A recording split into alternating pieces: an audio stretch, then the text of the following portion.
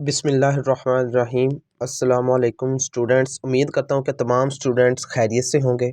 तो आज मैं 8वीं क्लास के स्टूडेंट्स से जो चीज़ शेयर करने के लिए आज ख़ुसूसी तौर पर जा रहा हूँ। कल हमने मैथ के इम्पोर्टेंट शॉर्ट क्वेश्चंस एमसीक्यूज़ मतलब भी मैंने ये बताया था किस किस लिहाज से आएंगे, कौन कौन से फार्मूलाज वाले क्वेश्चन आएंगे, कौन कौन से टॉपिक आपने तैयार करने हैं। तो कल की वीडियो में मैंने वो सब आपको करवा दिया था। आज की वीडियो का मेरा जो मेन मकसद है ना, वो बच्चों को सिर्फ इस चीज़ की तरफ यकीन यानी ध्यान करवाना है आप लोगों का कि पेपर में किस तरह से एग्जामिनर क्वेश्चन पूछता है, आपने कौन कौन से टॉपिक्स तैयार करने हैं। क्योंकि बच्चे सारा साल सिर्फ़ और सिर्फ़ बुक ले लेते हैं और बस पढ़ने के अलावा उन्हें कोई और काम नहीं होता। उन्हें कोई जो इम्पोर्टेंट चीज़ होती है वो बताता ही नहीं है। तो आज की मेरी इस वीडियो का सिर्फ जो मेन मकसद है वो सिर्फ इस चीज़ के बारे में आप लोगों को बताना है कि कौन कौन सी चीज़ें इम्पोर्टेंट होती हैं और कौन से टॉपिक्स आपने सिर्फ तैयार करने हैं, पूरी बुक याद करने वाली नहीं होती। तो आज की इस वीडियो में मैं सबसे पहले आप लोगों को पहले जो एमसीक्यूज़ आएंगे वो कौन कौन से आएंगे, किस ग्रामर से किस लिहाज से पूछा जाएगा, पहले ये क्लियर होगा आपका। उसके बाद दूसरा मकसद जो मेरा है वो आप लोगों को इंशाइया के बारे में बताना है, मतलब वो भाई आपकी कहानी आनी है, ख़त आना है या कौन सी चीज़ आनी है। तीसरे नंबर पे आपको ये बताया जाएगा कि आपने पेपर्स किस तरह से अटैम्प्ट करने हैं, क्योंकि 8 क्लास के स्टूडेंट्स हैं, इनको लापरवाही के अलावा टीचर ना इतना ध्यान ही नहीं देते, क्योंकि कहते हैं कि 9th क्लास में जाएंगे खुद सीख जाएंगे। भाई खुद सीखने वाली बात नहीं होती। तो आज का जो हमारा काम है वो सिर्फ यही है, मैंने आपको बताना है। पहले नंबर पे मैंने आपको बताया कि एमसीक्यूज़ के बारे में, फिर इंशाइया तर्ज के बारे में, उर्दू के बारे में बताऊंगा। बच्चे समझते कि उर्दू बहुत आसान है, लेकिन इसमें जो चीज़ आसान होती है उसमें आप उतने ही नंबर ज़्यादा कैरी कर सकते हैं, इससे कुछ और फ़र्क नहीं पड़ता। तो आपके जो सर्टिफिकेट होगा, जो रिज़ल्ट होगा, उस पर बहुत मायने रखाता है ये उर्दू का पेपर भी। तो इसके बाद मैं आपको ये बताऊंगा कि आपने कौन कौन से चैप्टर अच्छे तरीके से तैयार करने हैं।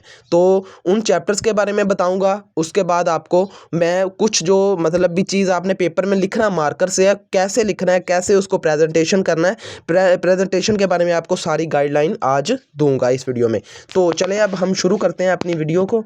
तो इसमें सबसे पहले तो जो एमसीक्यूज़ वगैरह आपके कुल 40 नंबर के एमसीक्यूज़ होंगे उर्दू में। तो जिस लिहाज से यही है, बस थोड़ी बहुत ही चेंजिंग आ सकती है। कल भी बताया था, बच्चे पूछते हैं कि सर जी यही पेपर आएगा, तो उनके बारे में सिर्फ मैं ये कहना चाहता हूँ कि पेपर बेटा वही आता है, लेकिन इसमें जो चीज़ आपको मैं बताता हूँ कि फॉर्मूला सारे वही होते हैं, लेकिन इसमें सिर्फ और सिर्फ जो चीज़ चेंजिंग में होती है ना, उसके बारे में सिर्फ आपको ये बता रहा हूँ मैं। इसी में भी वैसे इस उर्दू के पेपर में भी वैसे ही होगा, मतलब भी ये जो हमारे पास आएंगी ना चीज़ें, भाई एमसीक्यूज़ आएंगे, इसमें ग्रामर के वही होंगी चीज़ें, बस वो लफ्ज़ थोड़ा बहुत चेंज कर सकता है। यहाँ पे लिखे ना, तीसरे नंबर पे क्वेश्चन है कि दानाई का मायने क्या है, इसमें वो और कुछ भी कर सकता है। जैसे इसका मायने है अब अक्लमंदी है, तो वो इसकी जगह अक्लमंदी का मायने पूछ सकता है, नीचे दानाई आपको ऑप्शन में दे सकता है। यानी मायने ज़रूर पूछेगा, लेकिन लफ्ज़ थोड़ा बहुत वो चेंज कर सकता है। तो इसमें आप चीज़ में आप लोगों ने इस चीज़ का लाजमी ध्यान रखना है, ऐसी चीज़ों का। अब मैं आपको, तो अगर हम पहले क्वेश्चन को देखें, सवाल नंबर 1 में उन्होंने जो पहले एमसीक्यूज़ है उसमें क्या है कि फ़जाइया के दुरुस्त इस्तेमाल वाला जुमला, यानी उसमें फ़जाइया के दुरुस्त इस्तेमाल वाला जुमला मैं बारहा आपको बता रहा हूँ। उर्दू में आपने सबसे पहले ग्रामर पे ज़्यादा ध्यान देना है। इसमें बच्चे क्या करते हैं कि पेपर्स में सिर्फ चैप्टर्स के एमसीक्यूज़ पढ़ जाते हैं जो बुक उन्हें मिलती है, लेकिन ये लोग इंग्लिश में, उर्दू में ग्रामर को नज़रअंदाज करते हैं, जिसकी वजह से इनके नंबर नहीं आते। तो आपने इस चीज़ का ख़ास ध्यान रखना है, एमसीक्यू जो ज़्यादातर आने हैं वो आपके ग्रामर से आने हैं, तो इस चीज़ को आपने अच्छे तरीके से कैरी करना है। दूसरा क्वेश्चन है अमनो अमान वाले माशे के लिए ज़रबुल मिसल, यानी इससे हमें यह पता चला कि ज़रबुल मिसाल भी आपने याद करनी है। उसके बाद मायनी वगैरह के बारे में, फ़ायदा की जमा यानी वाह जमा आ सकता है, कोई मेला मुआशा सकाफ़ती त्यौहार, मतलब सबको में से भी कोई एमसीक्यूज़ बनने हैं। इसी इसी तरह हमारे पास आ जाता है पाकिस्तान टीम ने मैच जीत लिया, इस जुमले में इसमें सिफ्त की किस्म, यानी जो मैं एमसीक्यूज़ पढ़ रहा हूँ आपके साथ आपके रजिस्टर होना चाहिए, उसके ऊपर आपने इन चीज़ों को लिखते जाना है। मतलब भी इसमें सिफ्त के बारे में आपसे आ सकता है, इसमें सिफ्त क्या होती है, इसमें सिफ्त कौन सी है, इसकी इकसाम के बारे में आपने पढ़ना है, एक दफ़ा रीड करना है, बस आपको सब चीज़ क्लियर हो जाएगी। उसके बाद है दर्ज दुरुस्त अल्फ अलिफ बाई तरतीब है, मतलब भी इसमें अलिफ बे पे ते, मतलब भी अलिफ के हरूफ हज्जी के लिहाज से जो चीज़ें हैं ना, उस लिहाज से आपने देखना है कि कौन सी तरतीब दुरुस्त है। मतलब जंगल में जीम पहले है, तो इसी तरह हमारे पास जग, तो इसमें आपने देखना है कि अलिफ बे के लिहाज से कौन सी तरतीब दुरुस्त लिहाज से है, ठीक है, उसमें है। उसके बाद हमारे पास सवाल नंबर 8 आ जाता है कि फ़ातिमा एक ज़हीन तलबा है, वो रोज़ाना स्कूल जाती है, इसकी 3 सहेलियाँ, वो मेहनती है। इसमें फ़ाइल और फ़ेल, यानी फ़ेल और फ़ाइल वाला टॉपिक आपने बहुत इंपॉर्टेंट है, ये चीज़ें आपने ग्रामर की रूह से पढ़नी है। उजाला का मुतज़ाद, अल्फाज मुतज़ाद के बारे में पहले बता चुका, इन चीज़ों को आपने ध्यान से देखना है। तज़कीर व तनीस को आपने ध्यान से देखना है। इसी तरह हमारे पास आ जाता है ये भी तज़कीर की दुरुस्त फहरिस्त आपको, यानी तज़कीर व तनीस वाले से भी 2-3 आपके शॉर्ट MCQs बन जाएंगे। बच्चे पेपर में बैठे होते हैं तो कहते हैं कि सर जी ये तो हमने कभी पढ़ा ही नहीं, लेकिन मैं आपको पहले बारहा बता रहा हूँ कि जो MCQs बनने हैं वो वाले आपकी ग्रामर से बनने हैं। इसी तरह मुहावरा मुकम्मल करें, तो आपकी गाइड्स में ये तमाम चीज़ें दी गई हैं। और उसके बाद दुरुस्त जुमलों के बारे में, वो तो आपके इंशाइया तर्ज में भी लगनी है ये चीज़ें, तो आपने ध्यान से इन चीज़ों को करना है। तो अल्फाज की तकरार गलती को मद्देनजर रखते हुए दुरुस्त जुमला, यानी तकरार के लिहाज से, यानी अगर कोई हम जुमला बोलते हैं तो उसके लिहाज से अगर कोई गलत है तो उसके बारे में सबसे पहले मैं आपको MCQs वगैरह के इसलिए बता रहा हूँ कि MCQs जो हमारे पास है वो बहुत ही इंपॉर्टेंट पार्ट होता है हमारे पेपर का। तो जो MCQs भी लोग अच्छे तरीके से कर लेते हैं, अच्छे नंबर्स तो मार्क्स तो MCQs भी उन्हें दे जाते हैं। तो इस लिहाज से मैं आपको कह रहा हूँ कि आपने MCQs पे भी तवज्जो देनी है, ना कि सिर्फ अकेले इंशाइया करके आपने बैठ जाना है। तो जो लोग टॉपर होना चाहते हैं इसमें, उनके लिए ये बहुत ही अपॉर्चुनिटी है कि मैं उनको साथ साथ ये चीज़ बता रहा हूँ। इसी तरह फल ख़रीदे गए, तो इस जुमले का फ़ेल मारूफ, तो फ़ेल मारूफ वगैरह का तशबीह के लिहाज से आपने सवाल नंबर 19 है फ़ेल मुतअद्दी के दुरुस्त जुमले, यानी ये चीज़ें आपने ग्रामर में सब चीज़ आपको मिल जाएगी। आपने ग्रामर से ये तमाम चीज़ें तैयार करनी है। इसके बाद लफ़ज़ मुस्ततील का दुरुस्त लफ़ज़ है, तलफ़ुज़ वगैरह के बारे में आ सकता है। फ़ेल फ़ाइल मफ़ूल के बारे में, इसमें ज़रफ़ ज़मा, यानी ये इसम की इक़साम वगैरह, ये वो चीज़ें आपने अच्छे तरीके से कैरी करनी है। तो उसके बाद जो हमारा काम आ जाता है पेपर, जो आपके होगी ना बुक, उसमें से भी आपके MCQs बनने हैं। तो उसके बाद एक आपको पैराग्राफ दिया जाएगा 31 था 35 तक का, यानी एक जो आपके पास होंगे ना MCQs 31 से लेके 35 के, आपने उसी पैराग्राफ में से ढूंढने होंगे। ये बच्चों को करवाया ही नहीं जाता, पैराग्राफ बताया नहीं जाता कि ये भी पेपर में आएगा, इसी में से ढूंढने हैं। बच्चे क्या करते हैं, खुद से तुक्के वगैरह लगा के लिख के आ जाते हैं, यानी MCQs। लेकिन आपको मैं बता रहा हूँ जो पैराग्राफ लिखा होगा आपने उसको अच्छी तरीके से रीड करना है। रीड करने के बाद आपने उसके आंसर्स देने हैं। उसके बाद हमारे पास आ जाता है नज़म पारे को गौर से पढ़ें, और सवाल नंबर 36, यानी ये 10 MCQ जो होंगे ना, दूसरे नंबर पे आपको नज़म आएगी, आपने इसको अच्छे तरीके से पढ़ना है। तो इसके आपने इसमें से भी 5 जो आपके शॉर्ट MCQs बनेंगे वो यहाँ से बनेंगे। कोई नज़म आ जाएगी, उसमें से 5 MCQs आएंगे, कोई एक हमारे पास इबारत आएगी, कोई पैराग्राफ आएगा, उसमें से 5 आपके मार्क्स आएंगे। तो ये जो 10 नंबर है ना, ये तो आपने करने ही यहीं से हैं। तो आपने ये किसी और खुद से तुक्के वगैरह लगा के नहीं आना, आपने यहाँ से ही याद करने हैं। जी तो स्टूडेंट्स, उसके बाद हमारे पास जो क्वेश्चन शुरू होता है ना, इसका इंशाइया हिस्सा 2 में मुख्तसर सवालात उर्दू का पेपर आपको बता रहा हूँ। आपने ध्यान से इस वीडियो को पूरी देखना है, इसमें कोई चीज़ रहनी नहीं चाहिए, क्योंकि मैं सिर्फ बेसिक्स ही आपकी क्लियर करवा रहा हूँ। कोई भी आपकी इस तरह से बेसिक्स क्लियर नहीं करवाएगा। तो इसमें जो अगला क्वेश्चन आएगा ना इंशाइया में, मुख्तसर सवाल अक्सर टीचर्स रीड करवा देते हैं और मशक वगैरह में जो क्वेश्चन आंसर होते हैं उसकी तरह तवज्जो ही नहीं देते। तो उनके लिए ख़ुसूसी तौर पर मेरी ये वीडियो कि आपने जो सबको में क्वेश्चंस होते हैं उनको अच्छे तरीके से आपने कैरी करना है। तो वो 10 क्वेश्चन आपने लाजमी करने होंगे, मुख्तसर 2-2 नंबर के, कुल 20 नंबर के ये आपके देख सकते हैं क्वेश्चंस आएंगे। चिली में सबसे ज़्यादा शदीद ज़ल्ज़ला कब आया, हम वतन को किस तरह अजीम तर बना सकते हैं, ये बना रहे हैं। ये आपने खुद से भी इसके आंसर दे सकते हैं। यही नहीं कि एक बच्चा है, उसको अगर पेपर में अगर कोई चीज़ भूल गई है तो वो बैठ जाए कि अब मुझे पेपर बुक वाला याद नहीं आ रहा। क्योंकि मैं आपको इसके बारे में बात क्लियर करवा दूं, जिस बंदे ने आपका पेपर चेक करना होता है उसे किताबों से गर्ज नहीं होती, क्योंकि वो इस काबिल होता है कि वो इसमें ये देख सके कि किस बच्चे ने अच्छा लिखा है, किस बच्चे ने गलत लिखा हुआ है। तो इस चीज़ को हमने ध्यान से रखना है। बाकी मैं एंड पे प्रेजेंटेशन के बारे में बताऊंगा, आपने प्रेजेंटेशन को अच्छे तरीके से कैरी करना होगा। तो इसमें ये देखें तो हमारे पास ये सिर्फ 10 क्वेश्चन आपने करने होंगे। तो ये इसी तरह से आपके पेपर ये सबको में से ही बनेंगे, बाकी और कहीं से भी ये नहीं आएंगे। तो ये तो हमारे थे क्वेश्चंस। उसके बाद हमारे पास अगला नंबर आ जाता है जी 5 गलत जुमलों को दुरुस्त करें। 10 नंबर के ये एक जुमला होगा वो 2 नंबर का होगा हमारे पास, तो कुल नंबर 10 मिलेंगे इसके हमें। तो इसमें क्या है कि सैलाब एक कुदरती आफत है, तो इसको हमने सही करके लिखना है। आपकी गाइड में ये तमाम चीज़ें दुरुस्त गलत जुमले ये तमाम चीज़ें आपको दी गई हैं। उसके बाद किसी भी सबक का खुलासा आएगा, यानी 2 सबक दिए गए होंगे, 10 नंबर का खुलासा है। आपने कम अज़ कम भी इसको ये तो अगर तो आपको जगह दी गई हो तो ठीक है, तो आपने फुल तकरीबन पूरा करने की आपने देखना है कि 1-1.5 पेज तो लाजमी बने खुलासे का। आपका 10 नंबर उन्होंने इसी तरह नहीं आपको दे देने, ये आगे आपका हिस्सा सोम शुरू हो जाता है। तो खुलासा लाजमी आना है। सबक का खुलासा आप गाइड में देखें तो उसके शुरू में ही जहाँ पे वो मशक हल्की होती है ना गाइड में, तो आपको देखेंगे तो आपको मिल जाएगा खुलासा, क्योंकि खुलासे में तो किसी ने ध्यान दिया ही नहीं होता। कहते हैं कि 9th क्लास में खुलासे वगैरह आएंगे, नहीं, अब बोर्ड शुरू हो चुका है। अब तो 10th हमारी 8th क्लास में भी खुलासा उर्दू की बुक में आएगा। आपने इनको अच्छे तरीके से कैरी करना है। दूसरे नंबर पे अगला क्वेश्चन हमारा आ जाता है 10 नंबर का होगा। आपने दरख्वास्त या इसमें ख़त या कहानी में से आपने एक चीज़ चूज़ करनी है।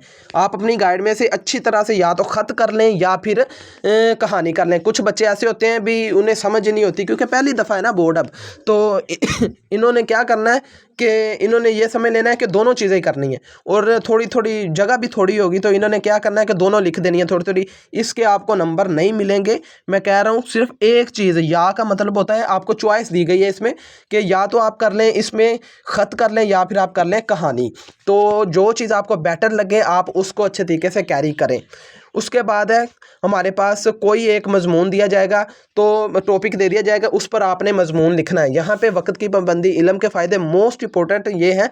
तो आपने इसमें लिखने के लिहाज से मैं आपको ये बताता चलूँ कि आपने इसमें क्या करना है। जब भी आपका पेपर आए तो आपने इसको जब लिखना शुरू करना है ना, तो दरमियान में कोटेशंस वगैरह देनी है। आपने पेपर उर्दू का इस तरह से नहीं कर देना कि बस जी हम लिखा है तो हमें नंबर मिल जाएंगे पास होने के लिए। ऐसे यार पास तो वो कर ही देंगे, पास का इतना ज़्यादा इशू नहीं होता। लेकिन जो मैं चीज़ आपको बताना चाह रहा हूँ कि आपको प्रॉपर लिस्ट में आना चाहिए। तो इसमें जो चीज़ मैं आपको बताने जा रहा हूँ कि जो आपने मजमून लिखना है ना स्टूडेंट्स, उसके बारे में आपको मैं खुसूसी तौर पर ये बता रहा हूँ कि आपने कोटेशंस देनी है। कोई नीली मार्कर से दरमियान में कोई कोई लफ्ज़ भी हाईलाइट अगर आप पूरे पेपर में करेंगे तो वो बहुत ही अच्छा आपका इंप्रेशन पड़ेगा। तो लोग कहते हैं कि प्रेजेंटेशन से नंबर मिलते हैं, प्रेजेंटेशन से नंबर तो नहीं मिलते। लेकिन अगर मैं एक मिसाल आपको दे देता हूँ कि अगर आपने चीज़ अच्छे तरीके से लिखी है, कैरी की है आपने एक अच्छे तरीके से, अगला बंदा जो चेक करने वाला है वो खुश हो रहा है कि बच्चे ने बहुत मेहनत की है, तो वो जहाँ पे थोड़ी बहुत गलती भी होगी वो उसे भी नज़रअंदाज करके आगे चला जाएगा। प्रेजेंटेशन का फ़ायदा ये होता है। अच्छा, उसके बाद मैं आपसे कुछ चीज़ करने जा रहा हूँ आपसे शेयर कि बोर्ड में ना मतलब भी उन्होंने कौन कौन से स्टूडेंट्स को कहा है कि आपने इन चैप्टर्स को अच्छे तरीके से तैयार करना है। तो उनके बारे में आपको ये मैं पूरी लिस्ट आपके साथ शेयर कर देता हूँ। उसके बाद आपके नंबरों की तकसीम के बारे में बताऊँगा कि उर्दू में कौन कौन से टॉपिक्स तैयार करने हैं। तो पहले मैं नंबरों की तकसीम के बारे में आपको तफसीलन समझा देता हूँ कि इसमें 13 में से कोई 10 मतलब मुख्तसर सवाल जो थे आपके, उसमें आपने मुख्तसर सवाल सबकों वाले उसमें से 13 आएंगे, 10 आपने अच्छे तरीके से कैरी करने होंगे। तो उसके बाद है 7 में से कोई से 5 जुमलों की दुरुस्ती, मतलब दुरुस्त जुमले आएंगे 10 नंबर के। 30 नंबर के ये 2 चीज़ें होंगी, क्या होगी कि एक क्वेश्चन आंसर और एक दुरुस्त जुमले, ये 2 चीज़ें होगी हमारी। आपने अच्छे तरीके से इनको कैरी करना है। तीसरे नंबर पर एक सबक का खुलासा आएगा, कहानी या ख़त में से आपने एक चीज़ करनी है, और मजमून आएगा, मजमून आ जाएगा, कहानी ख़त आ जाएगा, और अब आपके पास खुलासा आएगा। 30 नंबर के ये और 30 नंबर के ये आपके 40 मार्क्स हो गए, और 10 नंबर के आपके आएंगे MCQs। तो जो मैंने आपको टॉपिक्स वगैरह क्लियर करवा दिए हैं कि इस तरह से, ये मैं इसीलिए आपको साथ शेयर कर रहा हूँ कि आपने किस तरह से अपने पेपर को कैरी करना है। उसके बाद आ जाता है जी हमारा इसमें उन्होंने जो असबाक वगैरह दिए हैं वो मैं आपके तरफ शेयर कर रहा हूँ कि असबाक की तफसील आपने अच्छे तरीके से करनी है। चुगलखोर हो गया, मनाजरे पाकिस्तान हो गया, एक रेल के सफ़र की तस्वीर खींचना, ये नज़म है हमारे पास हकीम मोहम्मद सईद। उसके बाद दरिया किनारे चांदनी और इब्तदाई तिब्बी इमदाद। इन पर आपने ये नीट नोट भी आप पढ़ सकते हैं के सवालिया पर्चा तरतीब देते हुए दर्ज बाला असबाक में से मरूज़ी इंशाई दीगर नोयत के सवालात में से कोई सवाल या जुज़ शामिल ना करें। ये जो किए उन्होंने हाईलाइट किए, इनमें से उन्होंने कहा कि आप शामिल ना करें। ये जो आपके 6 हैं, बाकी 14 बचे इनके अलावा, तो वो आपने अच्छे तरीके से कैरी करने होंगे। तो ये था हमारा जी उर्दू का पेपर। उम्मीद करता हूँ कि तमाम स्टूडेंट्स को अच्छी तरह से समझ आई होगी। इसके बाद मैं आपके साथ शेयर करता हूँ प्रेजेंटेशन, कि उसमें भी मैं कुछ तस्वीर के साथ आपको बता देता हूँ कि आपने पेपर किस तरह से कैरी करना है। तो मज़ीद अगर आपको किस चीज़ के बारे में समझ नहीं आती तो आप मुझे मैसेज करें। बाकी अगर आपको ये बात अगर ध्यान में रखी हुई है ना कि जी बस जो सर बता देंगे वही आएगा, पूरा यूट्यूब अगर आप देख लें, मैं सिर्फ वही अथेंटिक आपको चीज़ बता रहा हूँ कि इस लिहाज से पेपर आ सकता है। ये नहीं कह रहा कि यही आएगा, क्योंकि कोई इंसान ये नहीं जानता और झूठ वैसे भी इंसान को नहीं बोलना चाहिए। तो इस लिहाज से मैं आपको ये कह रहा हूँ कि इस नोयत के क्वेश्चन ज़रूर आ सकते हैं। मतलब एक आइडिया दे रहा हूँ कि ये क्वेश्चंस आपसे पूछे जाएंगे, तो आपने इन्हीं क्वेश्चंस को अच्छे तरीके से कैरी करना होगा। तो क्योंकि बच्चों को पेपर के बारे में पता ही नहीं होता कि पेपर में आना क्या क्या है, किस लिहाज से पेपर बनना है। तो मेरा मकसद सिर्फ आप सब लोगों को इस चीज़ के बारे में रहनुमाई करना है कि आप पेपर में क्या क्या चीज़ तैयार करें। तो बच्चे काफ़ी, मेरी अकेडमी के भी और दूसरे बच्चे भी मुझसे यही क्वेश्चंस कर रहे हैं कि सर कैसे पेपर को तैयार किया जाए, पेपर में क्या क्या आ सकता है। तो जो सर अपने बच्चों को यही नहीं बता सकता कि करना क्या है, बताते नहीं हैं लोग, तो वो क्या कैरी करेंगे। इस तरह से आप हज़ारों गैस पेपर भी उठा लें तो आपको कोई फ़ायदा तो नहीं ना इन चीज़ों का होगा। बाकी आपको अगर पेपर के बारे में पता है कि ये क्वेश्चन आना है, मतलब ये टॉपिक तैयार करें, तो उन टॉपिक्स में से अगर आपको उनका कंसेप्ट क्लियर हो जाता है तो आप जो मर्ज़ी कोई एग्जामिनर क्वेश्चन कर दे, आप उसका आंसर दे सकते हो।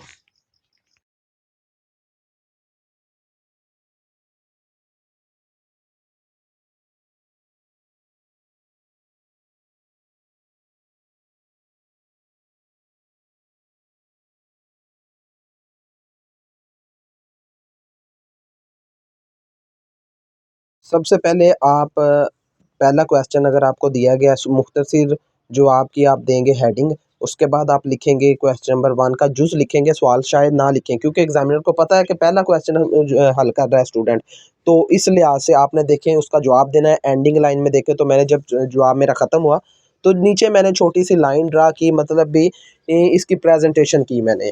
तो यही प्रेजेंटेशन आपने याद रखनी है। आगे आप 9th क्लास में जाएंगे तो उसमें भी आपको ये बहुत ही फ़ायदा देगी ये वाली चीज़ें। तो आप अगर वैसे भी कोई टेस्ट वगैरह करते हो तो इसमें आपको वो फ़ायदा होगा। बाकी 8 क्लास में अगर आपका पेपर इस तरह से आप अटेम्प्ट करके आते हो तो एग्ज़ामिनर पर भी आपका अच्छा इंप्रेशन पड़ेगा। बाकी अगर पेपर जो है वो आपका होता है दूसरे लिहाज से, मतलब भी उधर ही जवाब देने होते हैं, खुद से रजिस्टर नहीं मिलता, तो फिर आपने ऐसा काम नहीं करना, क्योंकि जगह बहुत कम होनी है।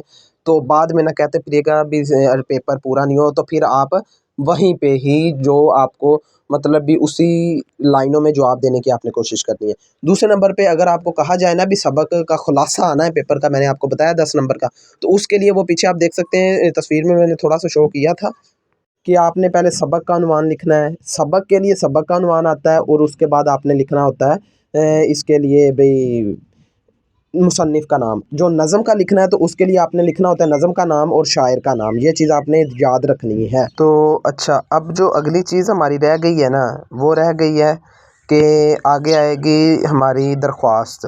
दरख्वास्त नहीं आनी, इसमें ख़त आना है और कहानी आनी है। तो आपने उसको भी इस तरह से लिखना है कि अच्छे तरीके से अटेम्प्ट करना है। इस दरख्वास्त को दिखाने का मकसद यही है कि लफ्ज़ अच्छे तरीके से आपने कैरी करने हैं, इसमें बहुत अच्छे तरीके से लिखना है। बाकी अब वीडियो अगर अच्छी लगी हो तो अपने दोस्तों को शेयर करें। मैं बार बार बताता यही हूँ कि मैं ये नहीं कहता कि सारा यही पेपर आना है, लेकिन मैं सिर्फ आप लोगों को वही चीज़ शो करवाता हूँ कि टॉपिक ये आने हैं, यही पेपर में टॉपिक से क्वेश्चन उठाया जाएगा इन्हीं में से।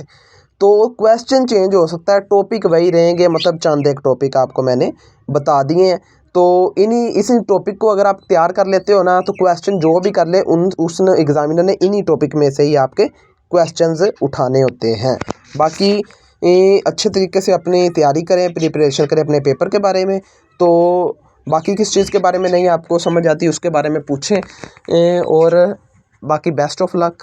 अल्लाह हाफिज़। आप अपना काम अच्छे तरीके से कैरी करें, बजाय इधर उधर फिरने के, अपने पेपरों पर ध्यान